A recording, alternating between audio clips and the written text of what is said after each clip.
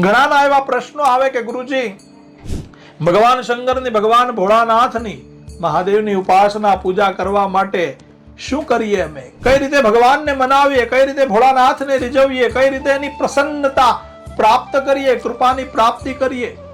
શું એ ભગવાનનો મંત્ર કરીએ કે શું અર્પણ કરીએ તો ભગવાન મહાદેવ પ્રસન્ન થાય?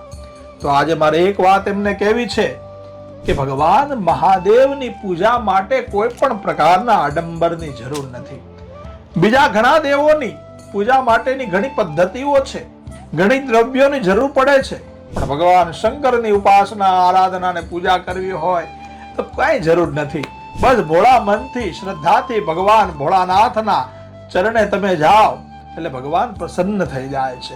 બસ એક લોટો જળ ચડાવી દો, એક बिलीपत्र, एक पुष्प અને એક લોટા જલ કી ધાર, તો દયાલુ રીજ કે દેતે હૈ ચંદ્ર મોલી ફલ ચાર. એક લોટો જલ ચડાવો, એક બિલીપત્ર ચડાવો અને એક પુષ્પ ચડાવો તો ધર્મ, અર્થ, કામ અને મોક્ષ ચારે પ્રકારના ફળ એ ભગવાન મહાદેવ આપે છે. આવો ભગવાન મહાદેવ ઉદાર છે. સદાશિવ સર્વ વરદાતા, બધી જ પ્રકારના વરદાન ભગવાન ભોળોનાથ તમને આપે છે.